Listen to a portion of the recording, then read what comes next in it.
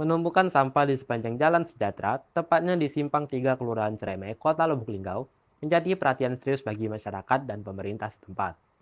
Sampah yang berserakan di sepanjang jalan ini, seperti sampah plastik, sampah rumah tangga, dan bahan tidak terpakai lainnya, tidak hanya menimbulkan bau yang tidak sedap, tapi juga mencemarkan lingkungan sekitar. Penumpukan sampah ini disebabkan oleh oknum masyarakat yang masih membuang sampah sembarangan, seperti melemparkan sampah dari rumah ke jalanan tanpa memikirkan dampaknya terhadap lingkungan. Hal ini sangat miris karena jalan ini merupakan jalan umum yang kerap dilalui oleh pengendara. Tidak hanya mengganggu kenyamanan pengguna jalan, tetapi juga menciptakan pemandangan yang tidak sedap dipandang mata. Masyarakat yang melalui jalan ini banyak yang mengeluhkan dampak dari sampah yang berceceran, seperti bau yang tidak sedap dan potensi pencemaran lingkungan.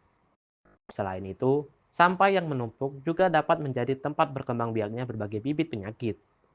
Jika hal ini terus dibiarkan, dikhawatirkan akan menimbulkan wabah penyakit bagi masyarakat sekitar, seperti demam berdarah, diare, dan penyakit infeksi lainnya. Oleh karena itu, perlu dilakukan upaya yang lebih serius dalam mengatasi penumpukan sampah. Salah satu langkah yang dapat diambil adalah meningkatkan kesadaran masyarakat akan pentingnya membuang sampah pada tempatnya, serta melakukan kegiatan pembersihan lingkungan secara teratur.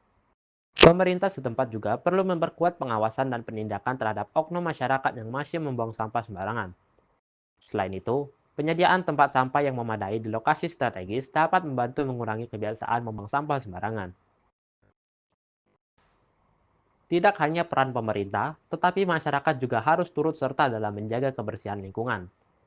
Melalui kerjasama antara pemerintah dan masyarakat, diharapkan permasalahan penumpukan sampah ini dapat teratasi dan menciptakan lingkungan yang bersih, sehat, dan nyaman bagi semua orang. Intan Selambari TV melaporkan.